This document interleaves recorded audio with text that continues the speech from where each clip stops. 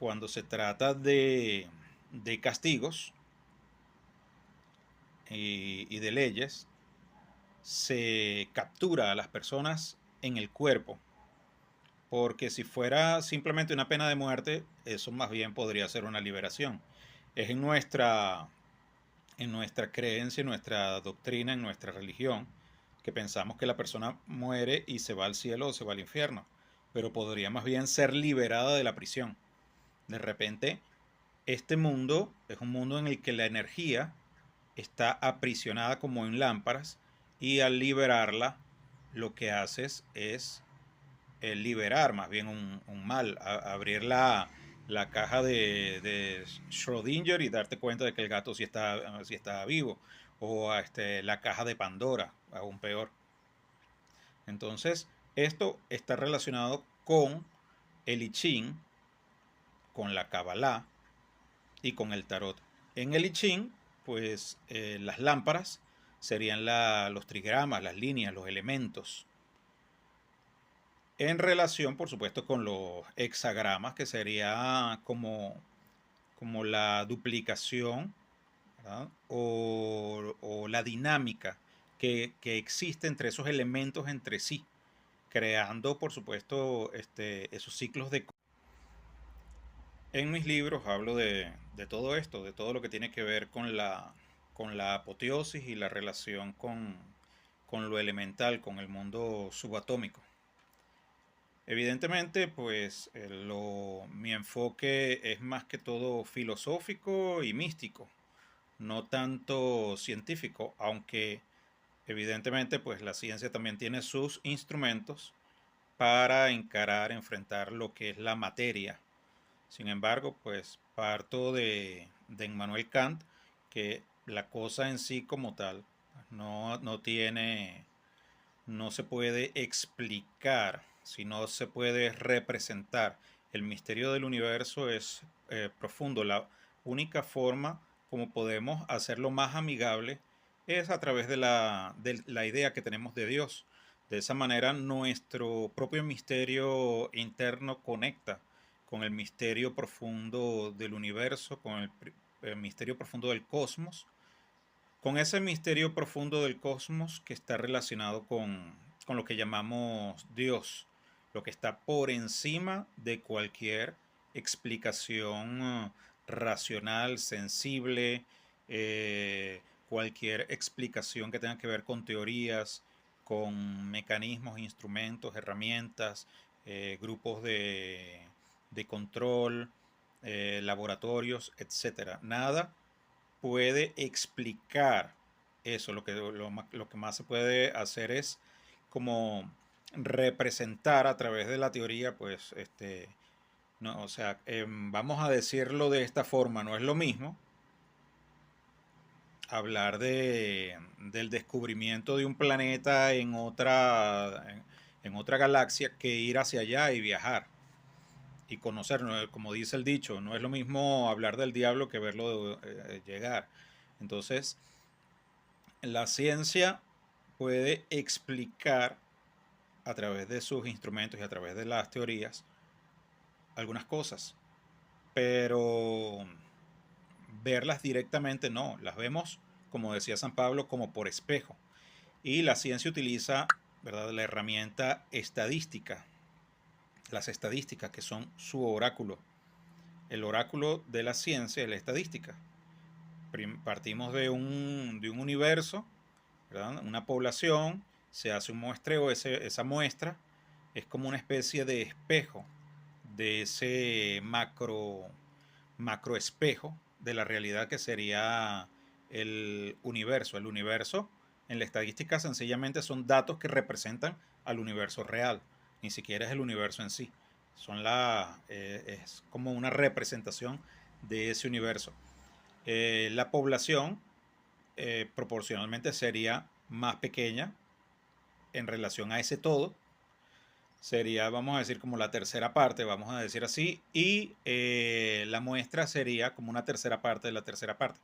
Es decir, volvemos a la idea de la espiral y de conectar con el todo a través de lo microscópico, del microcosmos, de la partícula. Siendo que ahorita, tanto en este siglo como en el pasado, comenzamos a desarrollar la tecnología en relación a lo nuclear. Habría que pensar que Dios, o por lo menos aquellos seres que hayan evolucionado, puedan temer nuestras acciones, así como nosotros podemos temer simplemente a un microbio o a un microorganismo o a un átomo dividido, ¿no? La cuestión de la fisión del átomo es igual que lo de la lámpara de Aladino y el genio, una gran cantidad de energía que se encuentra acumulada y se libera. Por eso la idea de la muerte aquí se transforma en la liberación de todo ese potencial, de toda esa energía que nosotros tenemos. Puede convertirse la serpiente en ave, así como los seres humanos nos podemos convertir también en planetas, en universos. Así como cualquier cosa se puede convertir en otra cosa. No se trata ya de una evolución, se trata de una transmutación. Se trata de que la información comienza a ser lo que rige. Así como en la inteligencia artificial vemos que en cuestión de un segundo se puede plasmar en un libro lo que una persona tardaría años, simplemente con el aprendizaje automático o la automatización de la información. Podemos ir más allá de la inteligencia, del pensar, del inquirir a lo automatizado. Ya sabemos el mapa, ya podemos actuar incluso hasta mecánicamente.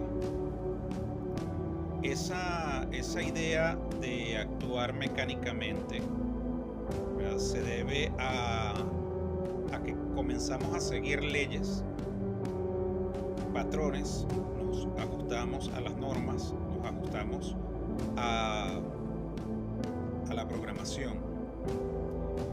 Esto es muy distinto al simple adoctrinamiento que tiene que ver con, vamos a decir, con correr hacia aquello que nos brinda un sostén, debido a que preferimos eso que el caos. Pero tomándolo desde el punto de vista de lo que estamos hablando, pues de cómo volver hacia la luz, cómo volver hacia el uno, cómo regresarnos, si veníamos de una espiral descendente hacia la espiral ascendente, y devolvernos de ese mundo de la diversidad a conectar con la fuente, con el uno. Bueno, la Biblia dice que es con Cristo. Cristo sería el logos de la creación, el camino, la verdad y la vida. Cristo se sincretiza o está relacionado con la muerte, porque Él, unido con la muerte, convierte la muerte en otra cosa, lo que la convierte como en sueño. El apóstol Pablo dice: sorbida es la muerte en victoria. Y eso ocurre en el principio de la creación del mundo. Ni siquiera es hace 2000 años, porque para nosotros fue hace 2000 años, pero para Cristo, que hizo nuevas todas las cosas, se constituye como en el principio de un nuevo universo. Entiendo que algunas personas puedan decir: bueno, pero eso es mito, eso no es cierto, eso viene de la Biblia. La Biblia es un libro de mitos, y los mitos no son realidad. No, los mitos no necesariamente son realidad bajo la forma en la que vienen. Es el envoltorio de un mensaje profundo, de una realidad profunda, y de eso trata la Kabbalah, y de eso incluso trata la Torah, porque la Torah no significa ley, sino que significa instrucción, y esa instrucción está escrita en la lengua hebrea, que es una lengua polisémica, por lo tanto tiene muchos significados, y está relacionada también con la información, y todo lo que tiene que ver con información, ¿verdad? También tiene sus lecturas referenciales, lecturas cruzadas, tiene sus espejos, tiene sus reflejos, ¿sí? Tiene sus especulaciones, pero también tiene su base firme, pero todo al final es conocimiento. Y si este universo es el sueño de Dios, si este universo es conciencia y conocimiento, si es el mundo de las ideas de Platón, entonces llegará el momento en que se rompa esa línea secuencial del tiempo y podamos ir mucho más allá del tiempo y del espacio, y podemos transformarnos, transmutarnos en las cosas que nosotros queramos o de acuerdo a ese nuevo universo de cosas. Entonces esto está relacionado con la apoteosis del humano, pero si eso ya sucedió, si esa apoteosis ya sucedió, entonces es lógico que el ser que se haya convertido en Dios, o por lo menos nos haga pensar que es Dios, el Dios absoluto, pues es lógico que tema a una serpiente, que no quiera que nosotros nos comuniquemos con la serpiente, porque la serpiente puede representar el germen de una evolución, ¿no? Que nos convierta a todos en dioses a través del conocimiento, del bien y del mal. Sin embargo, para esto se necesitaría ese pensamiento dialéctico contrastado, dualista, del bien y del mal, que es lo que trae el progreso de la mente.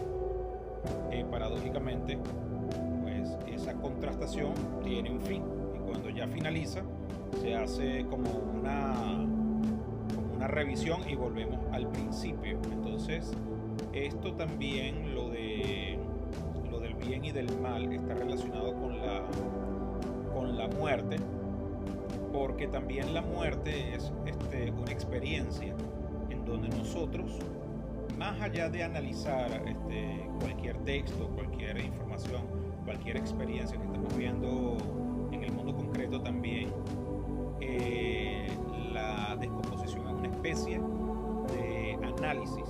O sea, comenzamos a dividir nuestro propio cuerpo, a descomponernos en nuestros elementos y descomponernos en partículas. Y las partículas están llenas de información, entonces allí somos uno con la información, y nuestra conciencia debe unificarse a la información, de manera que la información, o sea, al morir, no estamos sino liberándonos como del cuerpo, como si fuera una lámpara, la lámpara que contiene el genio de la lámpara. Entonces allí en ese plano subatómico de partículas, nosotros seríamos como dioses, seríamos parte de la conciencia. Eso es sencillamente pues una hipótesis, no es una teoría científica ni nada de eso, pero evidentemente, pues así como existe la ciencia ficción, también en este caso estoy haciendo de esta especulación algo con cierto sabor a ciencia y cierto sabor pues a religión, más que a religión, a la Biblia como tal y a los textos sagrados, porque también el I Ching también se mueve en relación a elementos, a partículas, solamente que esas partículas están representadas en líneas continuas y discontinuas. Y bueno, en cuanto al tarot, sí podríamos verlo, el tarot, una secuencia de imágenes, pero relacionados con la espiral. dorada, en tanto que la espiral tiene relación con el rectángulo dorado de Pitágoras. Y a partir de allí, pues, ya nos adentramos en el plano de las proporciones y de la belleza, enmarcando al ser humano, que es la medida de todas las cosas, y el centro de toda esta explicación de la apoteosis o la forma de cómo nos convertimos en dioses. Lo espiritual es sencillo, lo espiritual no se tiene que buscar ni nada, ni hay esta cuestión de que si de la salvación o del infierno o el fruto prohibido, nada de eso. Nada de eso, o sea, todos esos cuentos tienen un uso, una intención, pero quienes en realidad saben cómo interpretar esto son los judíos. Ellos saben que detrás de estos textos, ¿verdad? Hay enseñanzas que no buscan castrar a una persona tampoco. Evidentemente, pues los judíos también conforman una religión, pero más allá de una religión, una nación, ¿verdad? Con sus leyes, constituido, y cuando no estaban en como nación, o sea que estaban en la diáspora, pues ellos se mantenían fiel a sus principios. Evidentemente, pues tenían celo de sus leyes y de la palabra de Yahvé y todo este tipo de cuestiones, pero vamos a decir, con cierta moral o vamos a decir razón, porque ellos eran descendientes pues de Abraham, Isaac, Jacob, venían de ese pueblo de Israel. Digamos que la responsabilidad con Yahvé era directa. En cambio, nosotros, o por lo menos aquellas personas que no son judías, pues están de acuerdo al pacto noahida. Y entonces no están, ¿verdad?, obligados a tener que hacer las mismas cuestiones que los judíos. Entonces por eso, pues es allí donde los evangélicos fallan, porque buscan, como, vamos a decir, llenarse de una carga que no es de ellos. Era esas cargas, esas responsabilidades, esas prohibiciones eran para los judíos. Evidentemente que las personas que quieren ser parte de la esposa del Cordero, es decir, los israelitas, los judíos, ¿verdad?, pueden convertirse en judíos. La esclavitud es un término que ha cambiado y que tampoco pues podemos ser tan extremistas de pensar que no estamos esclavizados a nada, porque estamos esclavizados a este mundo, a la materia, a ciertas contingencias, a leyes. Las esclavitudes modernas serán modernas y futuras. El ser humano no se libera. O sea, la palabra libertad puede ser una palabra contaminante, tóxica. Si lo que pretendemos es liberarnos de nuestros deberes, nuestras responsabilidades. El evangélico maldito generalmente se refiere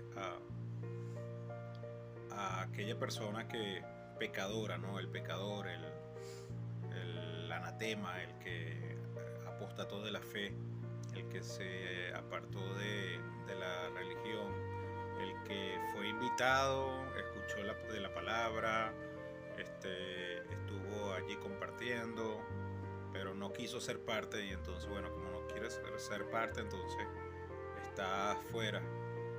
Entonces se van acumulando la cantidad de personas que van fuera y fuera y fuera, hasta que todo el mundo está fuera y los que están adentro son pocos. Entonces eso constituye una barca, como la barca de Noé, como una pequeña élite, ¿no?, de personas perfectas que se salvan, como los espermatozoides cuando van a fecundar el óvulo.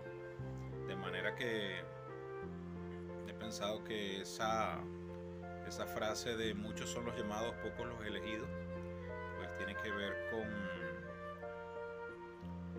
eso, con la fecundación del óvulo, ¿no? Por parte del espermatozoide, el elegido, ¿no? Aquella persona que va a nacer de nuevo. Ello de alguna forma parece aludir a un tipo de encarnación, porque Cristo, hablando con Nicodemo, le dijo que si no nacía de nuevo, entonces no podía entrar en el mundo venidero, ser salvo. Eso es un tema complejo que tiene que ver con la reproducción, con la aceptación, con la adopción, con la idea de que las personas que van a entrar al reino de los cielos o al cielo serán personas completamente limpias, sin mácula, perfectas, y los demás, ¿verdad?, están fuera del reino. Se habla del infierno, pero en realidad pues porque en las prácticas de aquellas personas que estaban fuera de Israel se practicaban rituales como los de sacrificar niños en los hornos. Entonces este sacrificio de hornos era continuo. Entonces digamos que de ahí la alusión a que el infierno sea un horno que no para, que no cesa.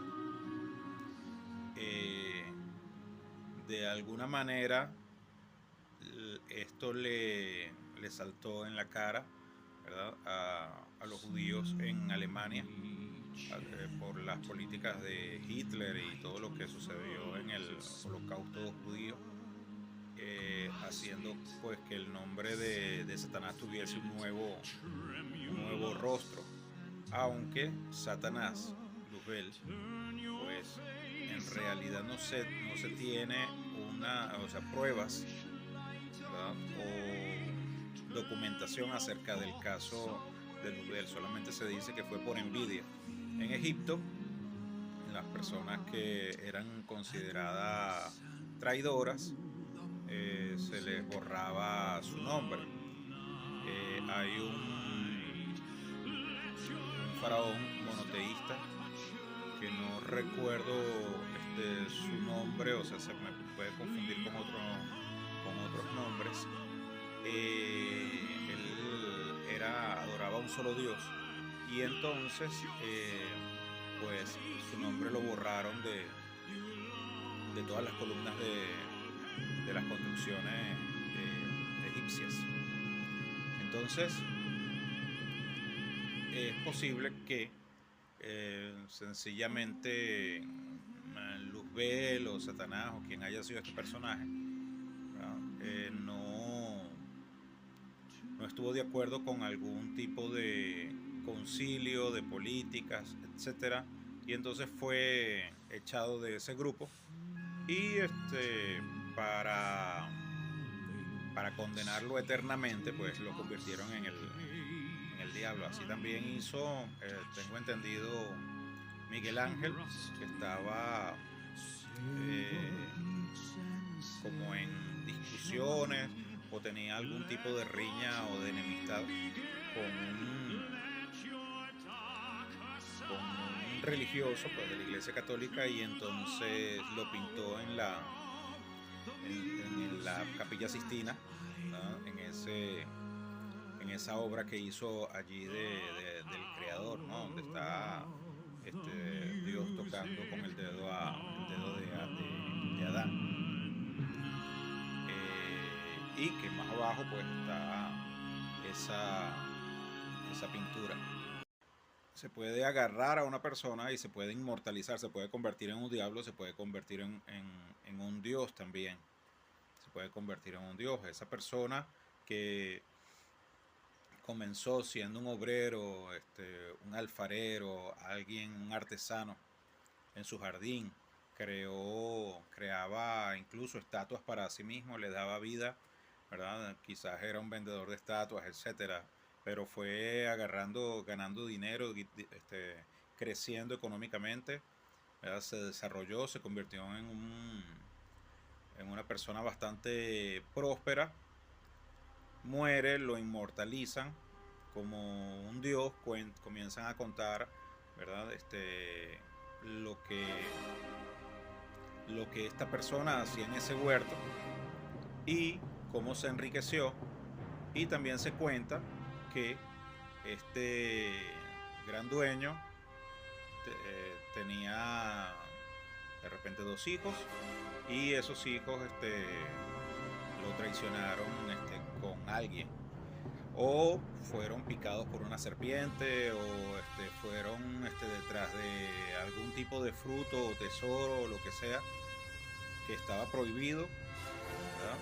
Porque en ese entonces, son los inicios del mundo, pues había que poner límites, y entonces el cuento quedó como una moraleja de que la persona no debe traspasar sus límites, tiene que respetar la propiedad, no debe escuchar a terceros, que hay personas que se comportan como serpientes o son como serpientes, y todo esto pues alude al mito de Adán y Eva, que no necesariamente es mito completamente, puede ser un cuento también. Ahora bien, la idea del diablo también pudo haber sido producto de un tratamiento literario, e incluso la de Cristo, porque el mismo Cristo dice: yo soy el alfa y el omega, el principio y el fin, el primero y el último, el logos, el verbo de Dios. Entonces hace muchas alusiones a cuestiones de verbo, de letras, ¿sí? Se compara mucho con la palabra, como siendo la palabra encarnada. La película V de Venganza, y el protagonista, este personaje, decía lo mismo. Él se identificaba con Edmond Dantes, el Conde de Montecristo, y él decía que la idea era algo eterno, la idea era algo que estaba por encima del cuerpo. Entonces se muestra, ¿verdad?, como una especie de Cristo, alguien que está allí ligado también a una revolución. Y por supuesto, como en estas películas de los hermanos o hermanas Wachowski, hay siempre un salto del hombre a la mujer, debido al discurso progre, pues, de las películas actualmente, lo cual pues no tengo ningún problema con eso, porque mi discurso tiende a ser más que todo como central en el sentido de que intenta no ir hacia hacia fecundar el óvulo y esa cuestión de pocos son los llamados, muchos son los llamados, pocos los elegidos, sino de comprender nuestra espiritualidad acá, más que trascender. Yo me desarrollé en la iglesia evangélica, y el tema de la iglesia evangélica siempre era el sexo, la brujería, los caballos, los juegos de azar, o sea, condenar ciertas prácticas que para ellos eran las más pecaminosas, ¿verdad? Y más pecaminoso que todo era, por supuesto, la vanagloria, la hipocresía, o sea, condenaban muchas cosas que ellos, por lo general, hacían, ¿sí?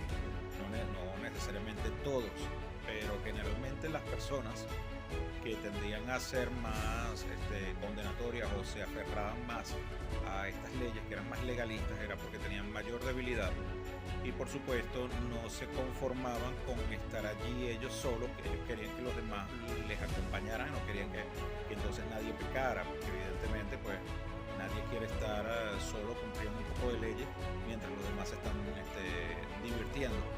Quizás pues sencillamente no estaban preparados para eso, pero como yo era un muchacho adolescente, entonces toda esa carga emocional, toda esa carga de ego, pues cayó sobre mí. Fue difícil desprenderme de ello. Eso me marcó a tal punto que pues estuve toda la vida pues buscando sobre lo espiritual a ver que por qué era como tan importante. Y me di cuenta de que en realidad pues la marca había sido tan grande que en realidad yo estaba era haciendo una búsqueda psicológica personal ligada a lo espiritual. La raíz siempre es Judá, porque esto es un pacto con Abraham sobre las generaciones, sobre llenar las estrellas del cielo, o sea, trasciende el planeta, tiene que ver con una promesa que va más allá de lo material. Todo esto puede ser sencillamente un cuento, sí, puede ser sencillamente un cuento, un mito, pero los judíos, como ellos se creyeron muy a fondo todo esto. Entonces ellos son un pueblo que siempre ha estado identificado con Dios y con la ley de Dios y con la creencia, con la fe. Por eso se llama el pueblo de Dios y su libro de leyes, entonces se le llama la palabra de Dios. Se le llama la palabra de Dios porque este pueblo fue identificado con Dios desde siempre. La Biblia comienza con un oráculo. Entonces, cuando Abraham quiere saber si en realidad va a tener esa heredad que Dios le está prometiendo, Yahvé utiliza un oráculo. Le dice que busque 2 palomillas, que busque unos terneros, los parte por la mitad, pasa fuego por el medio, hace una lectura, que supongo que serán las lecturas antiguas de las entrañas, y entonces Abraham cae en un profundo sueño, y entonces allí se le dice que Israel caería 400 años bajo esclavitud con los egipcios, y que luego recibiría la tierra prometida. Entonces,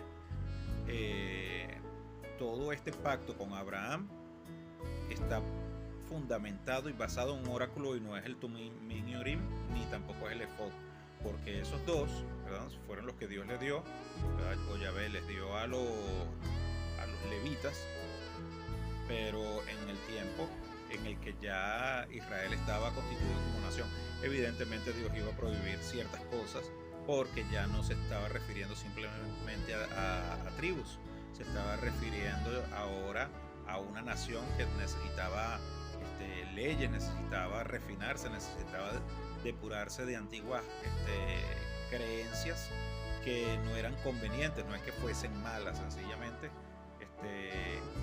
vamos a decir que Dios, como buen cultivador, sabía cómo podar la planta, cómo hacerla crecer, qué tratamientos utilizar para ese momento. Entonces, no se puede pretender que Israel sencillamente iba a surgir de la nada. Para eso fue necesario guerras, combatir, fue necesario que muriera mucha gente. Dios es el creador, ¿verdad? O esa es la fe, pues si estamos creyendo que existe un creador y nosotros somos las criaturas, entonces las criaturas se someten al creador. Si el creador quiere destruir, por ejemplo, un compositor hace una canción y quiere agarrar y arrugar el papel y no cantar esa canción, sencillamente no va la canción. Si la lanza al fuego, la lanza al fuego. Sin embargo, siempre el creador tiene eso en la mente y sabe después, más adelante, cuando encuentra un momento para volver a plasmarla, la plasma en un nuevo papel y bajo un nuevo cuerpo, bajo nuevas condiciones, en un nuevo universo. Entonces, eso significa que Dios siempre termina las obras. Si algunas obras son destruidas en un ciclo dentro de un universo, porque para ese universo no se haya lugar para ello, porque estamos hablando dentro de la modalidad de Dios como creador. Si estamos hablando de la modalidad de Dios como absoluto, ni siquiera cabe la idea de creador, porque el creador es alguien que se le ocurre algo en algún momento. En Dios las cosas preexisten o ni siquiera preexisten, coexisten con él siempre. No crea, sino que simplemente coexiste con él, porque está consciente de todo, de todas sus ideas, de todo lo que él podría proyectar o no proyectar. Y lo que proyecta ni siquiera lo proyecta hacia afuera. O sea, no podemos imaginar ni siquiera quién es Dios, porque si nos lo imaginamos como humanos, siempre como tenemos dos ojos, ojos, boca, tenemos sentidos que dan hacia afuera. Entonces nosotros tenemos una tendencia a orientarnos por estos sentidos y hablamos en términos de afuera y de adentro, pero Dios no dentro de su estado incorpóreo no necesita eso, necesita lo que son sentidos, direcciones, pensamientos, procesos para pensar y llegar a una conclusión o un problema, etcétera. No se necesita eso. Algunos dicen teocracia fascista, otros dicen que Yahvé es extraterrestre, otros dicen que no, que Yahvé está bien, otros dicen que depende de la moral de cada quien o no podemos juzgar la moral de Yahvé, ¿verdad?, ligada al pueblo judío desde nuestra moral actual, porque evidentemente pues nosotros estamos como más evolucionados en cuanto a la historia y los tiempos, incluso los judíos de ahora. Quizás los judíos de ahora pues no están de acuerdo, ¿verdad?, con lo que hizo Yahvé en aquel entonces, ¿verdad? Sin embargo saben que Yahvé tampoco estaría de acuerdo con hacerlo actualmente lo que hacían en aquel entonces, porque los tiempos han cambiado, no estamos en tiempos de esclavismo, ¿no? Simón Bolívar, porque ahorita acá en Venezuela, está la situación con la política. La política es algo que tiene que comprenderse desde el punto de vista histórico, porque la historia es lo que nos hace tomar las decisiones. Entonces, aquí el oráculo depende de lo histórico, y la historia depende también de cómo se le interpreta, y la interpretación depende de la filosofía y del tiempo que estemos viviendo en la historia. Y los filósofos, ¿verdad?, para comprenderse a sí mismos también, ¿verdad?, en vez de seguir como los navegantes o como los astrólogos las estrellas, ¿verdad?, se regían, ¿verdad?, por la contemplación de todas las cosas, de los elementos, ¿verdad?, de los elementos hasta su expresión más ínfima, como los átomos, y de allí su composición y la esencia, el sustrato, ¿verdad?, las bases, los fundamentos de la realidad, para también fundamentar a partir de allí las estructuras, la arquitectura, la nación, lo que es la cultura, el pensamiento, la filosofía y el tipo de política que se va a utilizar. Entonces todo esto ha girado a lo largo de los siglos, ha dado vueltas. Los filósofos no han encontrado como tal una verdad total, absoluta. Se habla como de una especie de, o sea, en abstracto, pues, un ideal, el mundo de las ideas de Platón, pero siempre está en debate, en constante dialéctica. Esta constante dialéctica en la que se encuentran los filósofos dio pie a que hubiese un ya basta, vamos a dedicarnos a aplicar, ¿verdad?, lo que sabemos, a ver cómo transformamos este mundo. No se está tomando en cuenta la parte familiar que es tan importante. Nos estamos inclinando hacia el sexo recreativo, nos estamos inclinando hacia una postura de la sexualidad que solamente es sensual, que solamente es placentera, que solamente es divertida, que no considera que tu esposa te está esperando y tus hijos te están esperando aunque tú no los conozcas.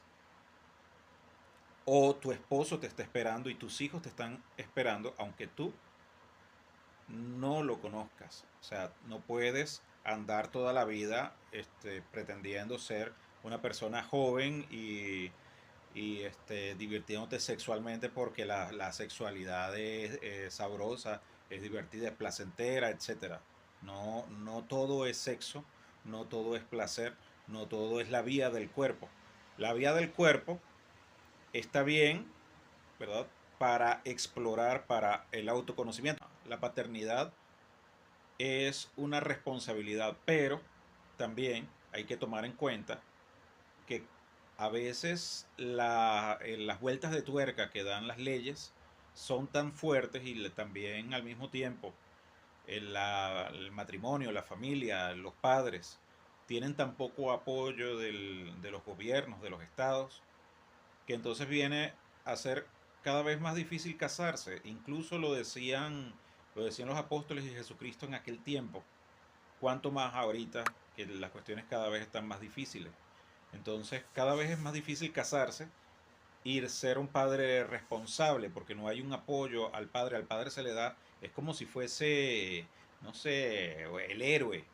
Sí, ya no es el héroe de la guerra, no, tienes que comprometerte completamente con la familia y de repente la persona ni siquiera ha terminado de crecer interiormente o de conectar con alguien, en realidad se casó porque se tenía que casar y entonces tiene hijos, comienza a criar hijos que no son, son suyos. Pues a mí me pasó. No, no soy el único que está dentro de esa lista de padres irresponsables o padres ausentes, aunque no quieran.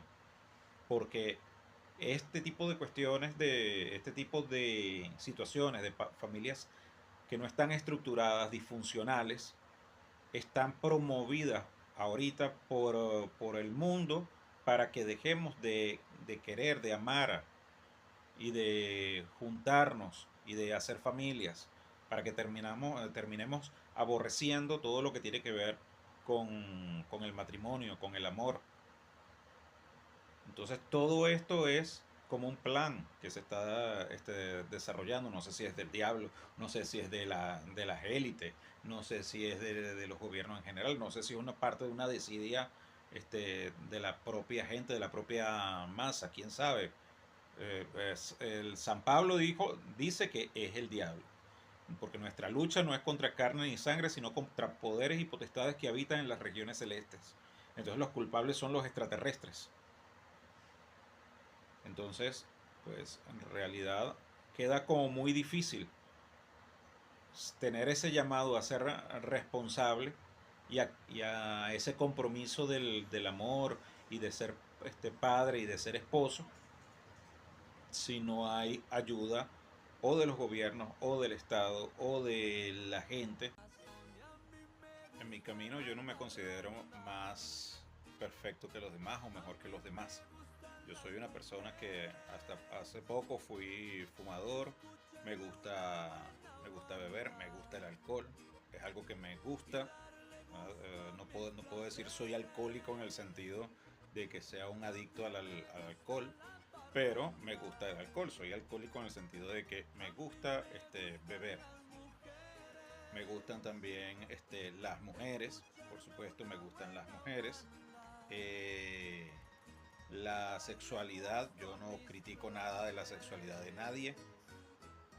La Biblia dice que a los adúlteros y los fornicarios los juzgará Dios.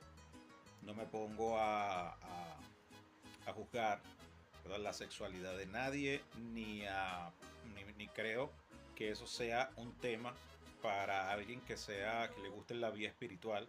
Pienso que eso tiene que ver con la carne, con lo que le gusta a la carne, y la vía espiritual es lo que tiene que ver con la vía espiritual, el desarrollo espiritual. No tiene nada que ver con la carne, el juzgar, o sea, los juicios espirituales tienen que ver con la trascendencia del espíritu y eso es un plano muy distinto al plano carnal. Nada tiene lo espiritual que estarse metiendo en las cuestiones de la carne.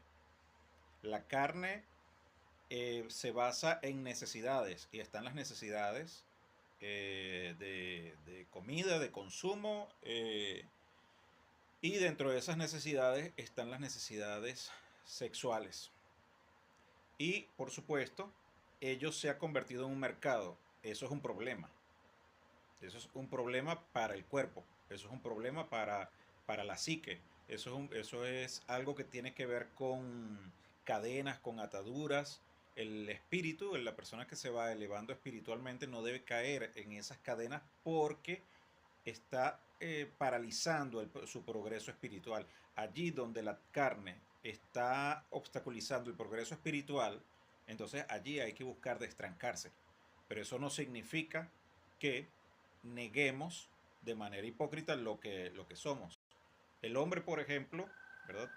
Comprende su necesidad, la necesidad de ser hombre de una sola mujer debido al matrimonio, ¿verdad? Y a sus deberes con la familia, dependiendo también del aspecto cultural. Por ejemplo, acá en Venezuela cada vez es más difícil ser un esposo o ser un padre porque la situación es crítica en el sentido económico. También en el mundo está sucediendo y la institución familiar no es algo que se esté apoyando en la actualidad. Entonces, evidentemente, ello va siendo cada vez más complejo, más difícil, ¿sí? Porque si no alcanza para las necesidades de los hijos, si no alcanza para que el hombre pueda agasajar a la mujer, pueda cortejarla, y la mujer pueda también brindarle al hombre lo que éste necesita, entonces cada quien va agarrando hacia su puesto, cada quien va agarrando hacia su centro, como en el partido de ajedrez. Cuando se termina el juego, las blancas van con las blancas y las negras van con las negras. Entonces, de la misma forma, en la guerra de los sexos, las mujeres están replegándose hacia su posición y los hombres nos estamos replegando hacia nuestra posición y los niños están quedando solos. Y hay personas que cada vez más están buscando construir o sea, familias desestructuradas o poco estructuradas o nada estructuradas. Y quieren que el padrastro haga de la figura de padre. Dicen que el padre es el que cría. ¿Qué tal si a nosotros nos crió, por ejemplo, el diablo y Dios siempre fue un padre invisible? Un padre que simplemente apareció por ahí como un ave pasajera y nunca estuvo realmente con nosotros, nunca vio por nosotros y nos prometió venir y nos dijo, bueno, ya voy, que ya vengo, y han pasado 2000 años, no viene. ¿Qué vas a hacer entonces? Vas a, sencillamente, por el hecho de que te dijeron que Cristo no ha venido, entonces tú vas a ir detrás de los brazos del diablo, del maligno, de Satanás. Pero vamos a darle la vuelta a la cuestión. ¿Qué tal si desobedeció a la mayor parte del cristianismo y creyeron en el anatema? Aun cuando Pablo les dijo, el que predique otro evangelio sea anatema. Y entonces resulta de que todos estos cristianos cayeron justamente en lo que Pablo les dijo que no cayeran. Y entonces estuvimos adorando sin querer al diablo y quien era el Dios verdadero, nuestro verdadero Padre, comenzaron a decirle que él era el diablo. Porque es igual como cuando una madre muy comprometida pero celosa y sintiéndose herida le quita los hijos al padre en una especie de una alienación parental, y entonces comienza a hablar mal del padre y comienza a decir que su verdadero padre es el padrastro porque es el que lo crió. Y entonces este niño o esta niña comienza a criarse con ese padre, pero ese padre es de los que piensa, si esto yo lo cultivé, de aquí yo como fruto. Porque hay personas que piensan así. Hay personas que sencillamente dicen, si estoy invirtiendo en esto, yo puedo comer de esto. ¿Y en qué sentido va a comer? Pues ve tú a saber, o sea, tantas maneras de que se puede interpretar eso. Hay muchas formas en que se puede interpretar eso. Desde el punto de vista sexual es uno, por supuesto. De noticias hay para tirar para el techo. Si la gente aplaude cada vez más la infidelidad, si la gente aplaude cada vez más. El sexo recreativo repudia a la familia, repudia a todo aquel que habla bien de eso, repudian todo lo que tiene que ver con los valores bíblicos y todo eso. Entonces cada vez se nos va haciendo más cuesta arriba. Estamos buscando nosotros mismos el Apocalipsis y decimos que ese libro no tiene nada que ver, pero lo estamos atrayendo. Estamos atrayendo porque queremos, es como dice el Salmo 2, reventar todas esas cadenas, desatar todas esas cuerdas, como si no hubiesen límites, como si no hubiesen consecuencias, como si pudiésemos burlarnos de Dios, como si pudiésemos, ¿verdad?, burlarnos de la Biblia, que es un libro que se ha construido a lo largo de los siglos, no solamente por conveniencias políticas con respecto a un pueblo específico como fue Israel, o como ha sido Israel, que todavía está Israel, viven los judíos. Entonces, sino que también, ¿verdad?, son aforismos, sabiduría que hay allí comprobándose a lo largo de los siglos,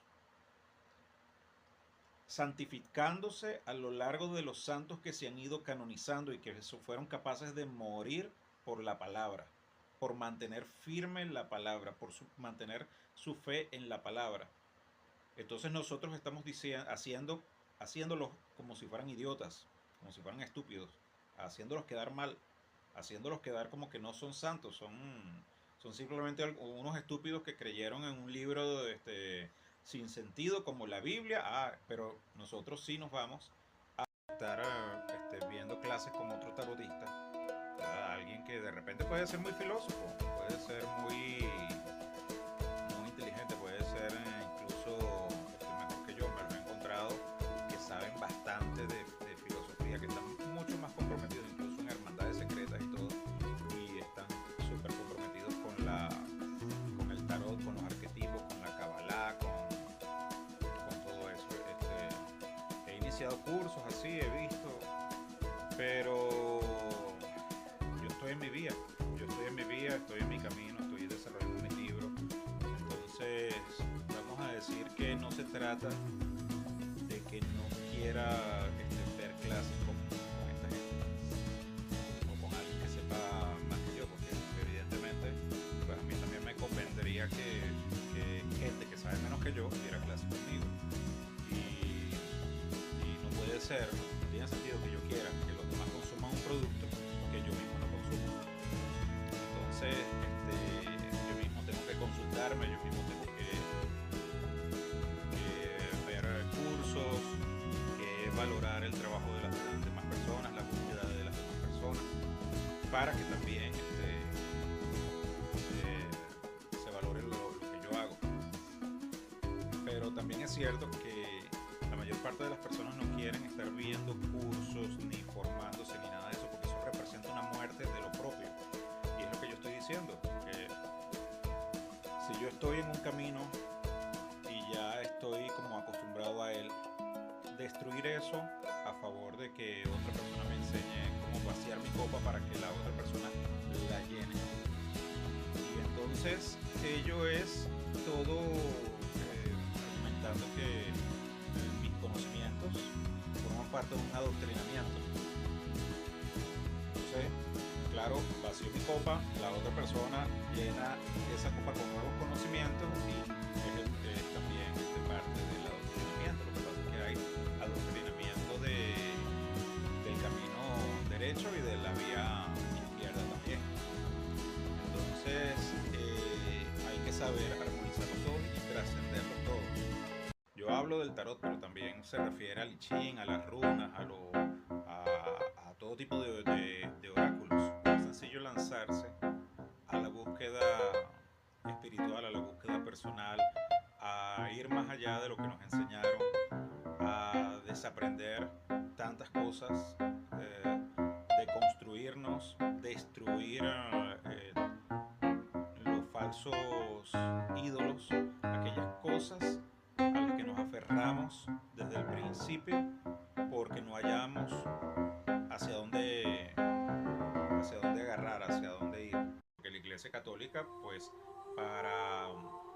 para enseñar muchas veces, sus doctrinas, también tenía que eh, tomar en cuenta el bagaje de conocimientos previo que tenían las personas hacia donde iban a predicar. Entonces, ello resultó en un sincretismo. No es un sincretismo porque hay que recordarse que en Pentecostés Dios unió las lenguas y eso es una señal de que Dios está permitiendo que la sabiduría se vuelva a unir. Porque Dios también le dijo a Daniel, mira Daniel, la gente irá para acá y correrá de acá para allá, pero los sabios entenderán, o sea, la ciencia aumentará y los sabios entenderán y brillarán como las estrellas del firmamento. Entonces ahorita estamos en el momento de cierre, que el sabio sea más sabio todavía y el necio sea más necio todavía. El que quiera agarrar el camino de la necedad, es un camino muy fácil, que lo agarre. Y el sabio, ¿verdad?, que agarre el camino de la sabiduría y se vaya perfeccionando cada vez más. Se parece algo forzado y provocador el hecho de que, por ejemplo, una persona como yo hable de oráculos y de la Biblia, porque por lo general pues se habla del oráculo muy mal, se sataniza, se ve como todo lo que tiene que ver con la astrología y con el tarot y con el I Ching y con la magia, incluso se ve como malo en vez de ver en ello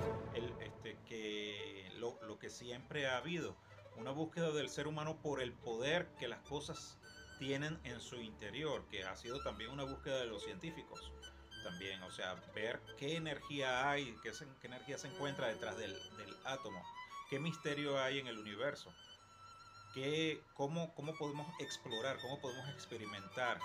Y para ello es necesario la duda racional, y para ello es necesario también la experimentación y contrastar cosas, y el pensamiento dialéctico y el debate, el diálogo interreligioso.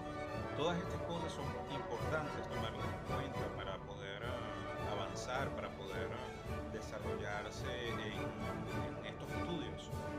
Y pareciera algo complejo, pero no lo es. Hay muchos libros en la librería y uno podría decir, bueno, tantos libros no alcanzarían para yo leerme la Biblia, pero es que los autores que en realidad fueron de renombre son pocos.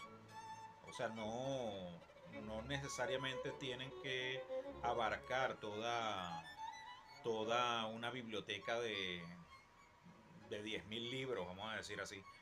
Eh, o por lo menos vamos a decir que para eso está el ser humano, que se puede dividir, o sea, podemos algunas personas ocuparnos de cierto tema en específico y ese tema es el que abordamos y allí somos especialistas. Y he querido convertirme en un especialista de los lenguajes y el oráculo forma parte de esos lenguajes. A mí me gusta el lenguaje de la música, yo soy músico, me gusta el lenguaje de los idiomas, o sea, los idiomas como lenguajes. Los lenguajes informáticos también me es un poquito más difícil, pero también me gusta el lenguaje informático y mucho más porque el código binario se relaciona con los oráculos. Trata de comprender de que el oráculo es en realidad una lámpara maravillosa de la cual pueden salir muchas cosas. Y cuando yo hablo de oráculo siempre me estoy refiriendo a la Biblia como oráculo, el oráculo de Yahvé. Actualmente el oráculo de Yahvé es Cristo en relación con el Espíritu Santo derramado en el ser humano, o sea, tiene que ver con esa intuición que conectamos al Espíritu Santo para que nos guíe a toda verdad. Y también, por supuesto, hay herramientas como el tarot, que el tarot proviene de una iconografía que es cristiana. Su iconografía, ¿verdad?, no es pagana, aunque considere también que lo pagano ha estado de alguna forma ligada al desarrollo de la Iglesia Católica. Todo tiene que ver con el autoconocimiento. El apóstol Pablo dijo, cuando era niño pensaba como niño, cuando era adolescente pensaba como adolescente, y así hay una psicología del desarrollo. Entonces tenemos que irnos renovando, ¿no?, la revolución de la mente. Eso es lo que tenemos que alcanzar para trascender. La trascendencia tiene que ver con conectarnos con ese mundo espiritual, no tiene que ver con que yo sea más perfecto que los demás. No, José Manuel se la da de gran vaina, pero seguramente eso de la espiritualidad es pura hipocresía, porque yo lo he visto bebiendo o yo lo he visto con esta mujer acá o con esta mujer allá. Eso no tiene nada que ver con el espíritu, porque mi espíritu puede estar deseando conectar con una persona, ¿verdad? Con una mujer que en realidad sea ese pilar para el matrimonio. Y de repente en las frustraciones que uno haya podido tener, en los choques que uno haya podido tener, ¿verdad? Con ilusiones, con personas con las que en realidad uno nunca estuvo, uno se frustra y dice como la canción de Juan Gabriel: no me vuelvo a enamorar totalmente, ¿para qué? Si la primera vez que entregué mi corazón me equivoqué. Resulta de que ni siquiera la equivocación fue con la otra persona ni siquiera estuvo en tu vida, ni siquiera la conociste en realidad, porque estabas demasiado comprometido con tu propia idea de lo que era una mujer perfecta, o en el caso de las mujeres lo que era un hombre perfecto, o en el caso de las personas en general lo que era su ideal, ¿verdad? De la persona perfecta. Entonces están como con una venda en los ojos, detrás de sus propios sueños, como quien anda detrás de la cometa, del papagayo, y no se concentran en que hay una persona real allí con la cual construir una relación. La Biblia es la palabra de Dios, entonces la Biblia se puede aplicar a todo y contiene todo el conocimiento del mundo y del cosmos y todo eso. O sea, es como una fe que proviene mucho de los judíos, y a tal punto que cada letra la refieren a un número, cada letra la refieren a un símbolo, a una representación, y han creado con eso una maquinaria casi que de interpretación cuántica del universo. Y sí, o sea, podría decirse que eso es un vehículo para la explicación del mundo desde el punto de vista místico, y han habido personas como Newton que han sido cabalistas y a lo largo de la historia alquimistas, y en realidad pues la Biblia tiene ese poder, porque incluso filósofos a lo largo de la historia han entrado y salido de este tema, de Dios, de lo espiritual, de lo místico, de lo simbólico, y eso constituye la historia de la filosofía, y está relacionada todo con la Biblia como si fuera un sombrero del cual se puede sacar todo. De hecho, Cristo antes decía que el reino de los cielos era como un baúl del cual se sacan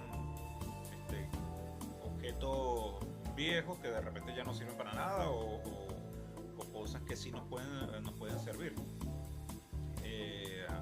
En este sentido, pues hablaba de los odres viejos, de los odres nuevos, hablaba de que hay que mantenerse renovando las cosas, y sacando lo viejo de nuestras vidas. El oráculo sería como un baúl del cual podemos sacar cosas que nos son pertinentes y cosas que no nos sirven, porque cuando consultamos la Biblia es así, y cuando vamos a apelar a una doctrina también es así. Los versículos que nos convienen, que resuenan con nosotros, que sentimos que van a ser para nuestra edificación, eso es lo que utilizamos, porque también todo esto tiene que ver con la fe, y en esa fe nosotros, ¿verdad?, atamos en la tierra lo que atamos en el cielo, y atamos en el cielo lo que atamos en la tierra. O sea, es una cuestión que tiene que ver más que todo con la fe, con lo que queremos interiorizar. Si supieras cómo nos ven los extraterrestres a nosotros, o cómo nos deben ver en otros planetas, somos sencillamente como los gatos, los perros, las ratas, otros miserables animales, criaturas inferiores, como microbios. Quizás lo ven desde un punto de vista positivo, quizás no lo ven desde un punto de vista negativo, quizás nos ven como sus mascotas. cuando hacemos política, quizás nos ven como focas amaestradas o algo así. En realidad, se deben divertir mucho viendo cómo nosotros hacemos sistema, cómo vivimos el sistema. Dicen, oye, esta gente ya vive en un planeta, son animales. ¿Qué están haciendo? Los gatos, las aves, las flores del campo, como decía Jesucristo, o sea, no tienen que hilar, no tienen que hacer nada, no tienen que, no saben de precios, no saben de economía, no saben de política, no saben, y viven gratis en todas partes, nada tienen que pagar. Para ellos les es indiferente si están pagando o no están pagando, si le está saliendo más caro o no, si mueren temprano o mueren más tarde. Para ellos es indistinto. Y aquí la gente se muere por ir de un lado a otro. Si no les gusta un gobierno, se van para otros países. Ya a mí me pasó. Fui 3 años y medio a Colombia. Fui músico de calle, vendí helado, estuve pasando roncha y ni siquiera tenía que ir a hacer nada, solamente se suponían que eran 3 meses para una oportunidad de tocar teclado por allá. Y me fui a visitar a mi hijo y me enredé con una pareja por allá, con una mujer, y duré como 3 años y medio.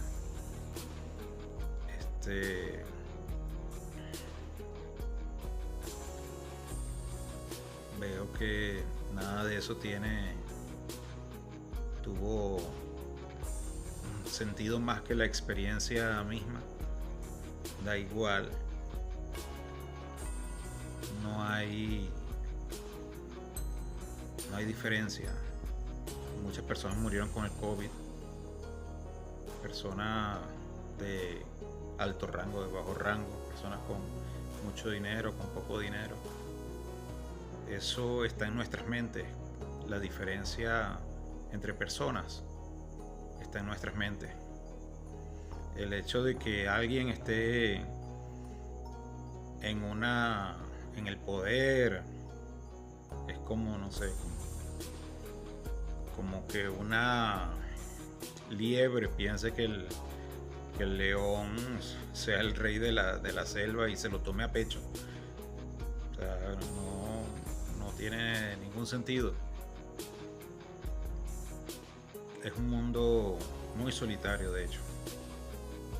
Nadie habla en el universo, somos solo nosotros, hacemos ruido y nadie lo escucha, a nadie le interesa. Ni siquiera los dioses, a nadie, a nada. Pondremos toda nuestra fuerza, nuestros esfuerzos en la vida, y todo eso para acomodarnos al final en nuestra última casita de cemento con una lápida. Así sea el gran presidente de la luna, no importa qué emperador tan grande sea, siempre terminará allí, enterrado. Es alguien igual, no hay nadie distinto. Solamente somos personas que estamos aquí en el planeta Tierra como cualquier otro animal más. Solamente que, bueno, los perros dicen ¡uf! Los gatos dicen ¡miau! Y nosotros hablamos de políticos, de filosofía o de dinero. Nada estamos haciendo nuevo. Lo que hacemos solamente le damos interés. Nosotros mismos le damos valor para poder menospreciar a algunos, a las personas que están abajo, y para poder apreciar a los que están arriba, para sentir que este mundo tiene algún sentido, pero no tiene ningún sentido. Vamos a morir todos al final. La ley de Murphy. Ese es un buen oráculo, la ley de Murphy. Claro, un poquito pesimista lo que estoy diciendo, pero también el pesimismo es un poco iluminador. Hay que saber masticar también las medicinas agrias. No solamente existen cosas dulces, sino también existe lo agrio. Y hay que saber también aceptarlo con mentalidad estoica. Una vez me comuniqué con un ojo celeste.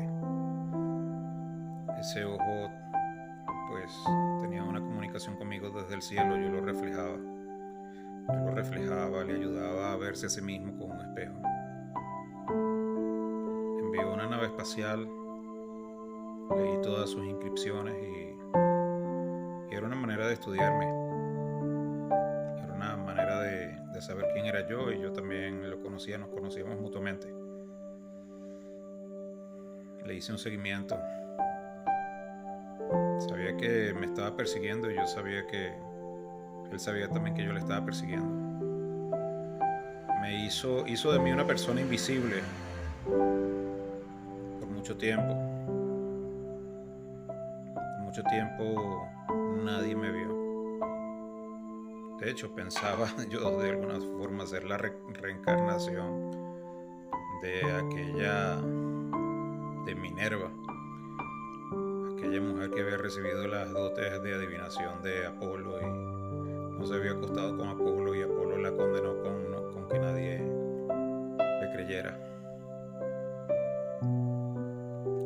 En fin, pues yo seguí esas esferas a lo largo de los años y las encontré en Chile, en varias partes del planeta. No solamente esferas voladoras, luminosas, sino incluso arqueológicas de todo tipo.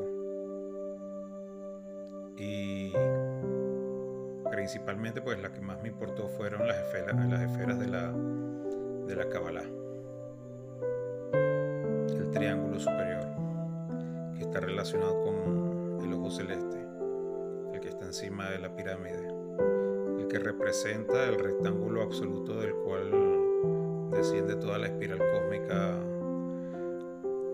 desde lo abstracto a lo concreto. Y bien, perfecto, eso ha sido para mí todo un tránsito, toda una experiencia iluminadora.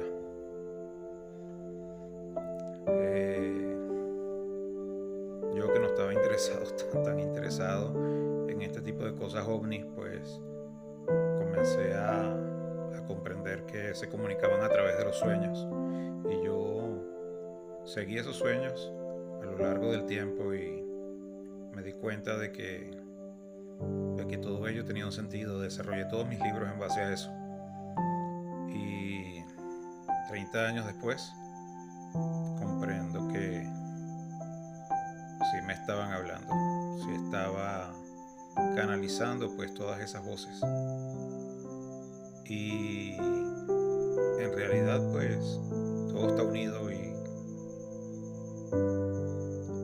nada de lo que existe en este mundo está lo suficientemente separado como para que no conectemos con ello. Podemos incluso saber lo que está sucediendo en cualquier parte del mundo, o lo que está haciendo cualquier persona, o lo que está pensando. Podemos escrutar incluso lo que una persona tiene dentro de su corazón. Solamente hay que comprender un poquito más, ser humano. Como decía Salomón, lo que el hombre se conoce, nadie puede con aquellos que están por encima de él.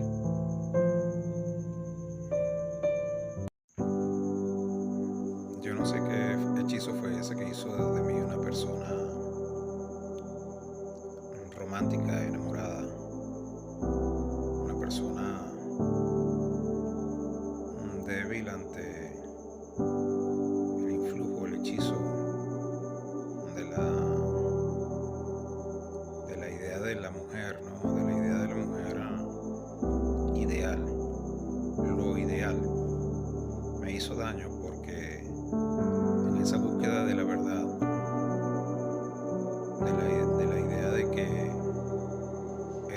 necesario ser completado con otra persona, pues sencillamente no concebí la idea de algo imperfecto. Tenía que cuadrar perfectamente, tenía que ser un match, tenía que ser algo que, como la llave y el candado. Entonces, evidentemente, pues eso me hizo un daño en mi primer matrimonio. Al mismo tiempo, me hizo daño en otras relaciones que tuve, hasta que pues fui despertando de esa idea, pero fue difícil porque estaba comprometido. Mi visión la tenía comprometida en ese sentido, y era una cuestión como filosófica y dependía completamente de eso, de tal forma que no podía ver más allá de eso que tenía como un chip en la mente. Era como una especie de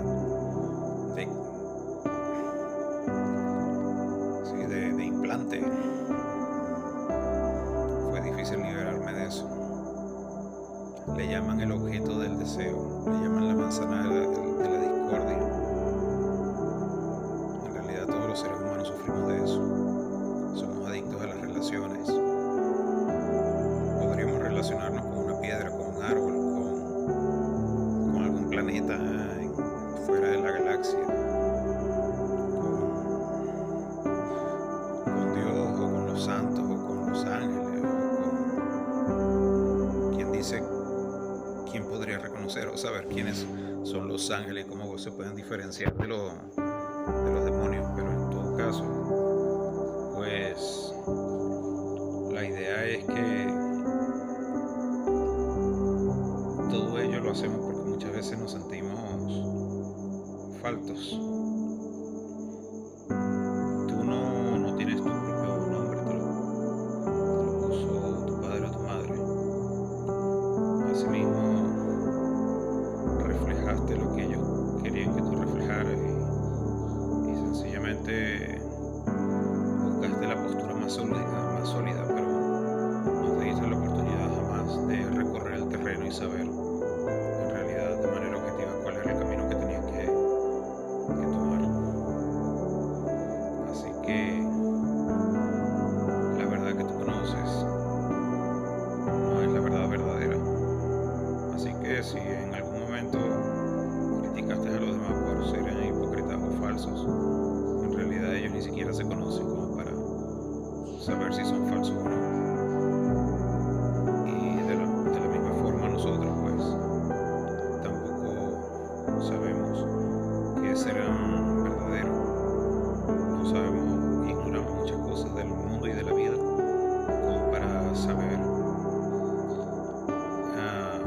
dar una buena lectura a lo que ha pasado en nuestra vida. Por lo general, pues decimos, a mí me pasó esto, me pasó lo otro.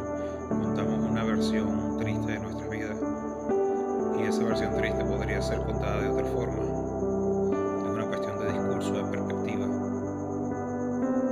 es una verdad verdadera. Y es por eso que